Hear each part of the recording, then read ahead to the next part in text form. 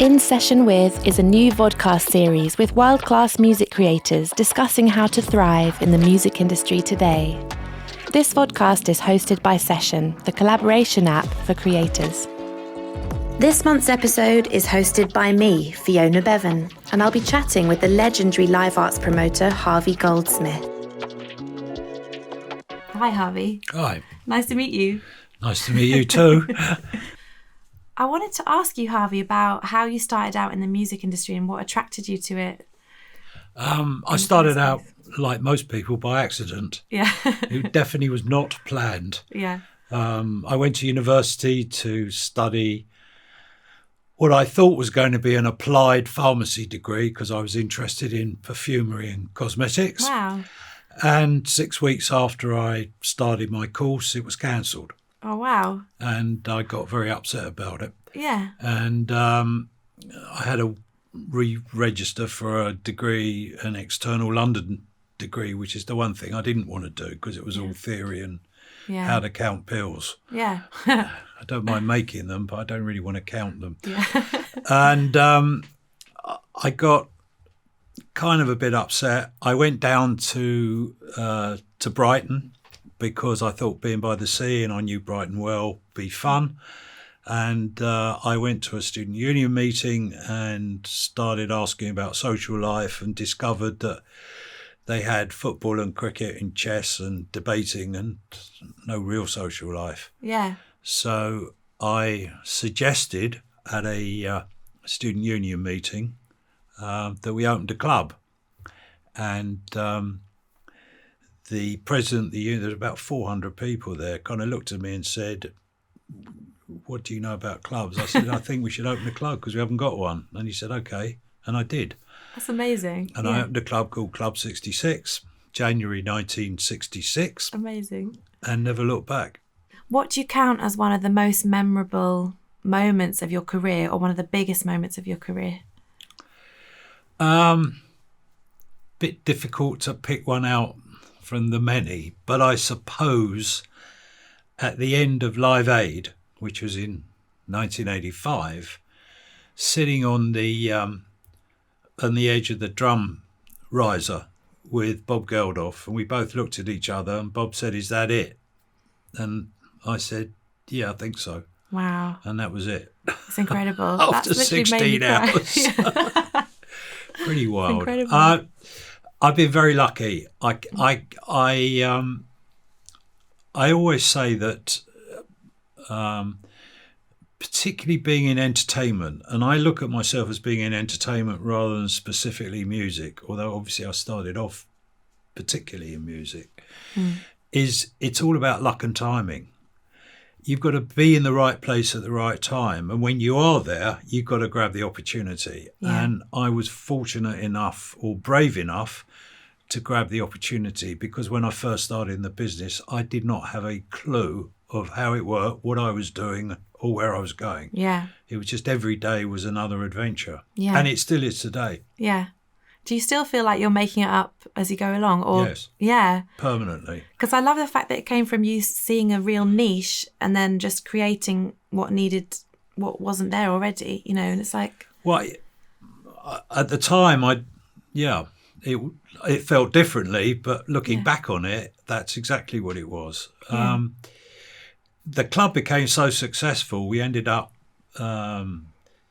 earning a huge amount of money for the student union and for the university. And I ended up booking artists right across the South Coast for 12 colleges and universities. Wow. And at some point, occasionally I turn up for a lecture. In fact, I decided I wanted to go to America and found an exchange program for America. My professor wouldn't let me go. Wow. And then because he said, "You're here to study pharmacy." And I said, "Well, who said I wouldn't do it when I got back?" Anyway, he relented and allowed me to go by signing the papers or whatever. And I went to America and I travelled across America by Greyhound bus. Wow. Which was an quite mind-blowing experience because then you could, as a student, you could buy a ticket for 99 days for $99. Wow. So you could literally go wherever you like. Yeah. And I just went from one place to another to another. I probably saw more of America then than I've ever seen since.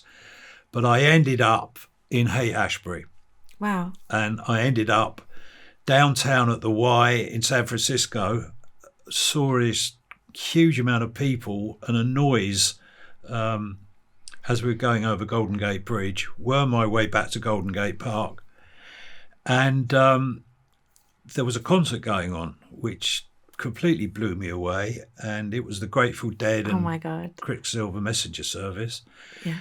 And being the brave one I was, I wormed my way backstage. I told them I was the British promoter in England, and they kind of looked at me as if I was nuts. Anyway, they took me in. I met the Grateful Dead. They spiked my drink. I tripped out on acid for 3 days. Oh my God. And became lifelong friends of theirs. Wow.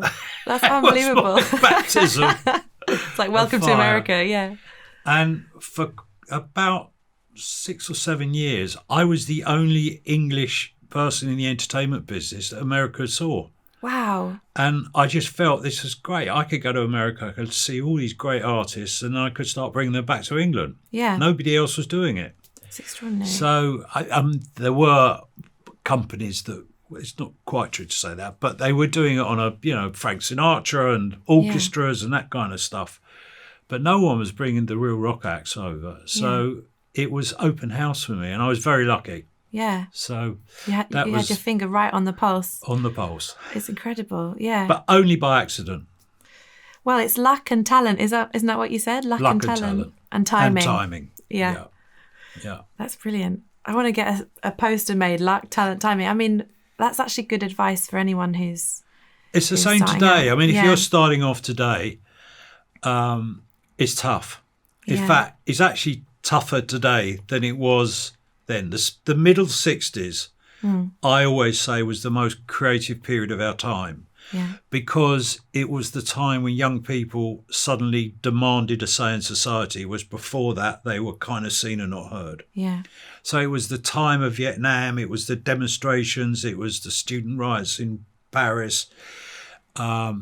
There were artists coming out of the woodwork. Every week I was going to see another new band that just blew me away and going, I've got to have this band, I've got to have that band, I've got to work with this band. It was unbelievable. Yeah. It was a really creative time, and it was a creative time for fashion, for style, for literature. Everything kind of broke out of that mid-60s period. Yeah. And I was very lucky to be part of it. So exciting. And I'm still working with some of the acts that I started off with. That's amazing. That's loyalty. Yeah. Kind of, yeah. And what do you think? I mean, you've seen so many changes through your whole career.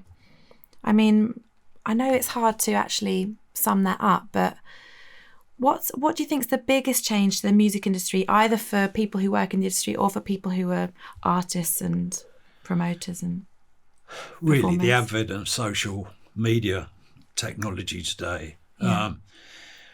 Until that really got a grip, working and in entertainment, both on stage and behind the stage, and I'm behind the stage, was a process that was quite simple. Yeah. Today, it's so much more complicated. It's so varied, it's so wide, there's so much choice, there's no definition, which I think is a detraction because it's all over the place. And so it's about marketing, it's about viral marketing, whereas I know I could find an act that I fell in love with, I'd talk to them, we'd decide I'm going to do a tour with them, we'd sit down and work it out, and I know that my marketing's absolutely vital. You've got to create the music, but without marketing behind it, you're dead. Yeah. So the marketing side of the business is really, really important. Yeah. And so then it was easy. I'd know my roots. There were music papers that I would advertising. There was kind of word of mouth, but a little bit. There were certain national papers like the Sunday Times or the Mail on Sunday that you would advertise in. There was the Evening Standard where you'd do a big launch if you were doing a show in London. And that was it. And then radio came along, and then Of course, there were radio spots. Yeah. So there was a very set pattern of how to sell a show, how to sell an artist, how an artist would expose themselves. Today, there's no answer. Yeah. It's all over the place. It's not defined as yet. Yeah. And it's very difficult. So how artists break through today is much, much tougher than it was before. Yeah. And everybody wants to be a wannabe star. Yeah. Everybody. Yeah. And so it makes it very difficult. So, of course, there's things like YouTube and whatever, but I think it's much tougher, and it's surprising what rises to the top. Yeah. Do you feel currently. like sometimes that's not the best music that's coming through? It's actually... No. Yeah. A lot of the newer acts I meet are more interested in becoming brands than they are becoming musicians. Yeah. To them, music is a route through to becoming a brand. And if they become a brand in 6 months, it's good. And if they don't become a brand in 6 months, half of them change their managers because they say you haven't delivered. Yeah. And you go, well, what about the music? And they go, well, the music's for the brand. And I find that upsetting, to be honest. Yeah. Can you feel like, is there any sort of silver lining that you could feel like it has to change because it's got to such a weird place, and there has to be some really amazing music that starts breaking through pretty soon, you know? I'm not saying there isn't amazing music now, but it's different. Yeah. And it breaks through differently.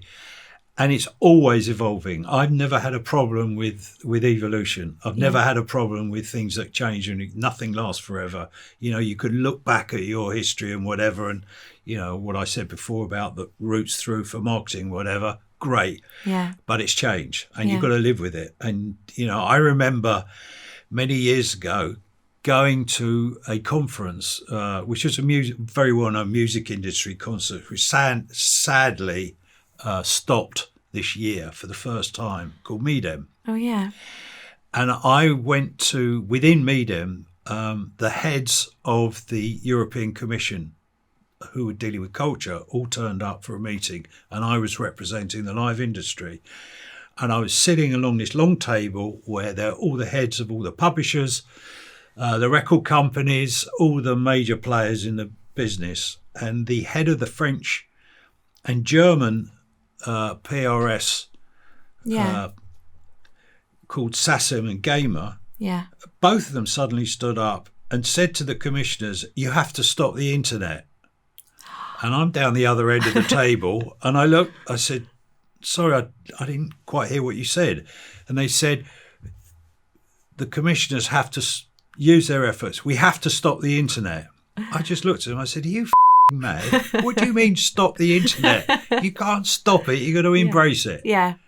So how did you get from Club 66 to the Grateful Dead? How did you get from there to LiveAid? What was the journey? Interesting. Basically, there was no one to teach me, so I just learned it as I went. And every day, I teamed up with a friend who was at university with me. He was studying something completely different. He was in business studies, and we teamed up together. And he had a flat in Hampstead, and we worked out of his kitchen. And we just every day would wake up and think, well, what can we do today? And it just grew from that. We were just lucky. We were out and about. I was out 5 days a week, 5 nights a week. I was going to clubs and venues and all sorts of things at the time. And also I made my way around all those number of agents that existed at that time and befriended a number of them. So they were always phoning me up and saying, hey, we just signed X, Y, Z and whatever. There weren't many promoters then, and I just picked up what I liked. I did decide at a very, very early stage that I would only promote artists where A, I like the music, B, I like the artist, and so I could have a relationship with the artist as opposed to all the people around the artist, so that I could actually interpret and understand what the artist really wanted as opposed to what everybody else was telling me. Yeah. And if I didn't like the music or I didn't like the artist, I didn't care how big they were. I'm not going to work with them. Yeah. And that kind of runs through to today. And I was lucky. I used to hang out at a club called the Speakeasy. And the Speakeasy was the ultimate hangout because every act that performed in England within 100 to 150 miles would at some point in the night end up at the Speakeasy, which is right in the middle of the West End, just round off Oxford Circus. And there I would be there 3 nights a week, and there would be Jimmyhendrix turning up, there would be the Animals, there would be Manfred Mann, there would be this, that, and one after the other. And you just sit and everybody socialised with everybody, and we all met with each other. I know this sounds weird, but initially, when shows went out on the road, there was an opening act, there was a variety act, there was an act that closed the second half, there was an MC who kind of was, your host, and there were 2 acts and then the headliner. Wow. And they were packages. And they played at 6 o'clock and 9:30. And they played the major circuit, which was basically the rank cinema circuit. And I remember meeting Deep Purple. We talked and talked and talked. And they said to me, we want to play Hammersmith, which was Hammersmith Odeon at the time. We want to do a whole show. So I said, okay, why not? It took me 6 months to persuade the management of Rank Cinemas that I was allowed to do a show with Deep Purple where they played the whole show, 2 hours. They said, people will leave, it won't work, there'll be murders, whatever. I said, I'll take all the risk. People don't like it, I'll give them their money back. And they said, really? I said, yeah. 6 months of arguing with them. Unbelievable. And they were really one of the first bands to play on a major circuit that played a whole show. So it was unheard of. You've invented the format of a modern concert. Well, I didn't invent it because they invented it. I just interpreted it. That's amazing. But that's how crazy it was. Yeah. I mean, there was so many weird, strange things going on. And there were kind of quite a lot of festivals in the early days as well, in the 60s and early 70s. And I looked at the festivals and I thought there's so much time, effort and energy wasted about everything else except the music that I'm going to concentrate on doing 1-day shows. Yeah. So I became the expert of doing concerts where I'd have multiple acts, multiple headliners, but on 1 day. Yeah. And forget about all the mess with the camping and the toilets and whatever and all the crap that you have to go through. Yeah. And so I kind of moved away from that festival market, which is, God bless them, it's very successful today. But I decided to concentrate on another way. And again, I met so many new bands that way that I then picked up and promoted. And then what happened was the head of entertainment for what was called the GLC, the Greater London Council, which is an overarching group of all the boroughs of London, came to one of our shows at the Roundhouse, came up to me after, introduced himself. And his name was Les Franklin, lovely guy. And he really helped me a lot. And he said, we've got this venue in Crystal Palace called the Crystal Palace Bowl. And would you like to come down and have a look at it and see if you could do one of your popular concerts? And in 1969, that started a chain of shows that we did called the Crystal Palace Garden Parties. And the first show we did was the Pink Floyd, the Faces, and a band called Mountain. And of course, there were no computers there, so people queuing up around the block trying to get tickets. And we never looked back. And we ended up doing, I think, 13 or 14. The last show we did was Bob Marley's last show. Oh, my God. So that really helped a lot. And that kind of established me again. And also gave us an opportunity to find, because there were always 4 or 5 acts on the show. Yeah. And so, again, it gave an opportunity to launch new acts, to put combinations of bands together, etc. And that's really how it all grew. Yeah, so incredible. Is there any advice you could give for, if you could give one piece of advice to young creators who eventually want to be doing live performances, is there one piece of advice that could help them actually make it into a proper live touring career? I mean, I know things are weird at the moment with COVID and everything, but is there one? I know there's not a set route anymore, like you're saying, but Is there one kind of useful thing that you'd like to see a bit more of from new creators coming up? Well, I don't really think it's changed. The two most important components is you've got to believe in yourself. And it is a bit of a struggle to go through, but you've got to struggle through. If you really believe that what you're presenting is what you want to say, and that's inside you, you've got to stay with it until you get that message out and people are buying it. And you've got to look at every single possible avenue, exploiting everything you can, from every bit of social media to all of the opportunities to live streaming and live gigs as well, to get your message across, and you'll get there. Yeah. But you can't give up. And the one thing that I know, and most of the great musicians will tell you, is you cannot rely totally on other people. Yeah. You've got to do it yourself. Yeah. And you've got to make yourself heard. And if you've got a message you want to get across, you've got to do it yourself. Yeah. And then eventually people will pick it up and partner you. And then it's that partnership that makes it work. Yeah. That's really inspiring. I think people are going to really connect with that. So who's one of the most interesting characters you've met along the journey? One of the most intriguing characters that I've ever met is Bob Dylan, by a mile. Wow. Now, I was very lucky to work with Bob Dylan in the 70s. And then Bob Dylan changed his manager,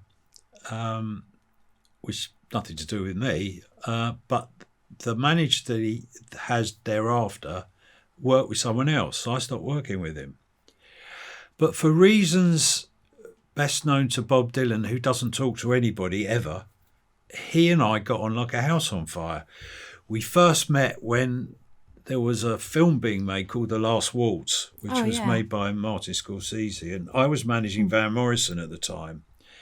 And Van Morrison got very much involved in the making of this amazing concert, which was then filmed. And I kind of first met Dylan there. And somehow we became friends. Wow. And so I can tell you how mad our friendship is. And it's a weird friendship because I may not see him for 10 years. And so I'm not promoting Bob Dylan, but both my wife and I both love Bob Dylan's music. So he's playing at Wembley and he was going through a green patch, i.e. he was wearing a hoodie, turning his back on his audience, playing, and everybody was kind of scratching their heads going, what the hell is this all about? So he was playing at Wembley Arena. I go to Wembley Arena with my wife. We get the tickets. We're sitting in a great place because the manager took care of the arena, took care of us or whatever. And we watched the concert. And actually, he was playing it was a really bad show. I don't know what was going on or why. He didn't talk to the audience once. He didn't even look at the audience. He had his hoodie on and whatever. So I said to my wife, Diana, I said, come on. I said, I've had enough of this. I want to get out of here before the show finishes. Otherwise, we're stuck with all the crowd, whatever. So we left before the end, went home. We were talking about it, a bit disappointed, whatever. Anyway, had a cup of tea, got home, went to bed. About 1:20 in the morning, the phone rings. Answer the phone, hello. And it's Bob Dylan, security man, Jim. He said, Harvey. I said, yes. He said, Bob wants to see you. I said, it's 1:20 in the morning. What do you mean he wants to see me? He said, he wants to see you now. I said, what are you talking about? Anyway, he said he wants to see you. I said, where is he? He said, he's at the Mayfair Hotel. I said, well, can we not do it tomorrow? He said, no, he wants to see you now. He's in the bar. Oh, God. So my wife, who is now screaming at me, fucking 1:20 in the morning, what are you talking to? I said, I've got to go up to town to see Bob Dylan. She said, what for? I said, I've got no idea. Anyway, I get dressed, I drive 40 minutes drive into town. There's no one around, of course. I go to the hotel. It's now about half past 2:23. They kept the bar was shut, but he was sitting in the corner of the bar with a light on in that corner. And Jim, the security man, was sitting outside. He was sitting, and I got there and I walked in. I just sat down. I go, "Hello, Bob." He said, "I saw you leave." I said, "Don't be ridiculous." He said, "I saw you leave." I said, "You couldn't have done it. There's 11,000 people there. How could you?" He said, "I saw you and your wife get up and leave before the end of the show." I said, "Well, if it had been a great show, we wouldn't have left, would we?" And we started this bizarre conversation. Oh, my God. And it ended up where he said to me, "How much does Eric Clapton pay his musicians?" I said, "Clearly a lot more than you do." This conversation went until 4:00 in the morning. And in the end of it, I said, "Bob, you've got to go to bed. You've got a show tomorrow, and I've got to get home." And I went home, and it was just one of the most bizarre moments of my life. Yeah. We had this weird discussion in a corner of a bar at Mayfair because he saw me leave a concert. 11,000 people on stage in the audience. Got eagle So eyes. there you go. I think his show's improved after That's that. my life. That's your life. That's incredible. Well, thank you so much, Harvey, for coming on In Session With. It's been absolutely fascinating. My pleasure. Incredible. And thank you to everyone for watching and listening.